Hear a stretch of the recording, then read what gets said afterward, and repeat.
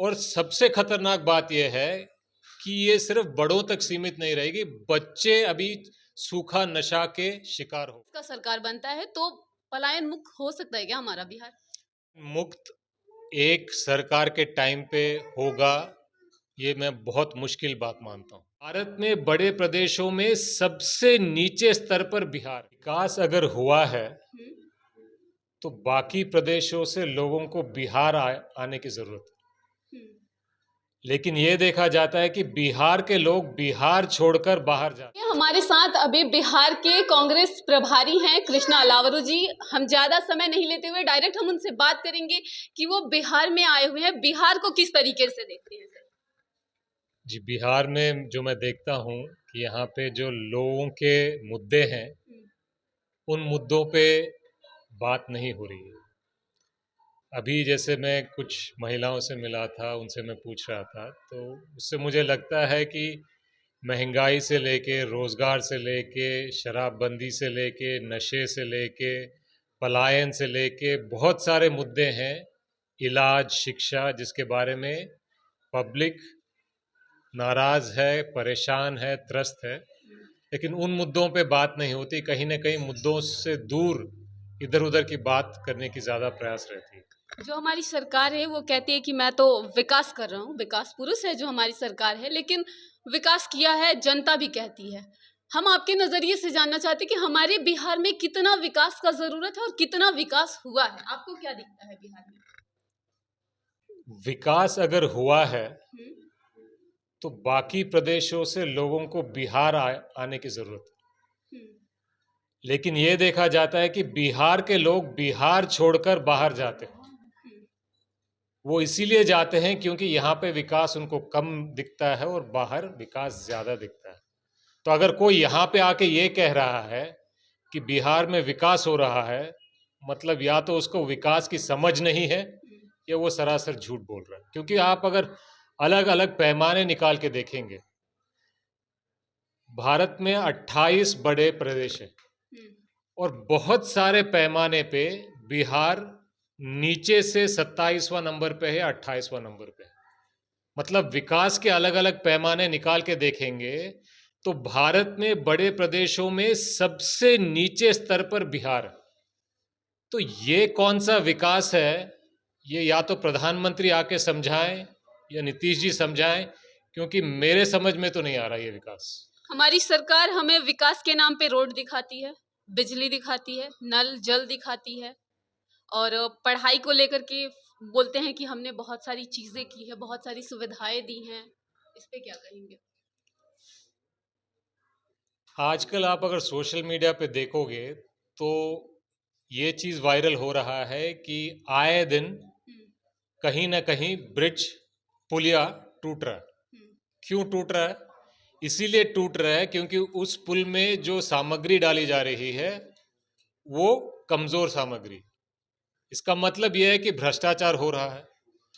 पुल बन रहा है, सीमेंट के जगह आप रेत डाल रहे हो, रेत माफिया के पैसे में जेब में पैसा जा रहा है, कॉन्ट्रैक्टर के जेब में पैसा जा रहा है, पुल गिर रहा है तो जनता का नुकसान हो रहा है। तो ये भी देखने को मिलता है। अगर शिक्षा व्यवस्था इतनी अच्छी थी तो प्राइवेट एजुकेशन इतना क्यों बढ़ रहा है? लोग बिहार छोड़ छोड़कर अपने बच्चों को अलग अलग प्रदेशों में क्यों भेज रहे हैं? तो विकास मतलब सबसे जरूरी है कि जनता रोज की रोटी के लिए अपने गांव, अपने शहर छोड़कर किसी अनजान प्रदेश में क्यों जाए। और अगर शिक्षा की व्यवस्था अच्छी है तो बिहार भारत में शिक्षा के पैमानों पे सबसे नीचे स्तर पर क्यों है? स्वास्थ्य में भी वो हाल।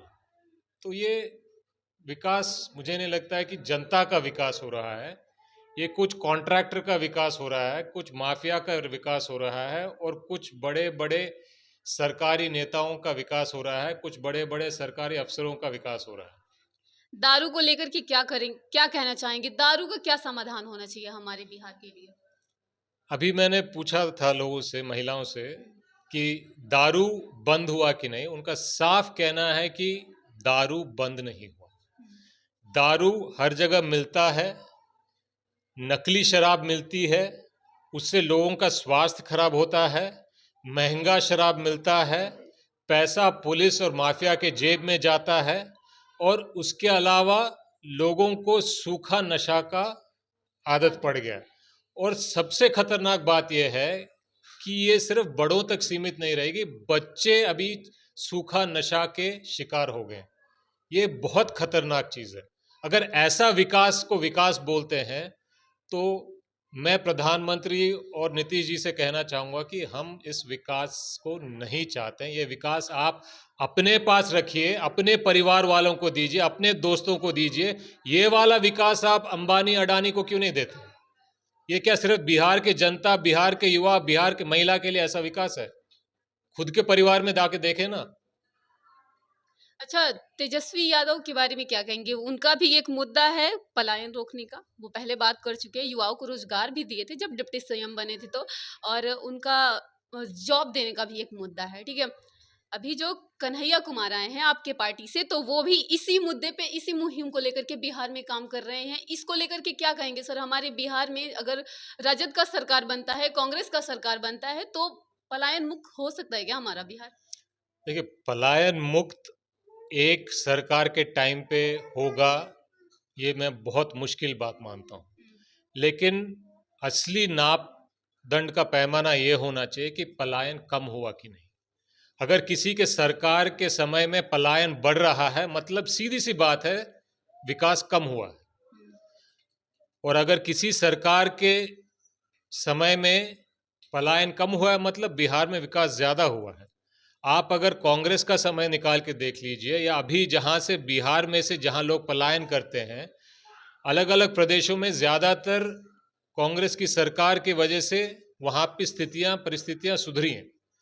तो मुझे लगता है, मुझे विश्वास है कि इंडिया गठबंधन की जो भी सरकार आएगी, इस सरकार से कहीं ज़्यादा विकास जनता के लिए, लोगों के लिए, युवाओं के लिए, महिलाओं के लिए, किसानों के लिए, आम लोगों के लिए ज़रूर करेगी।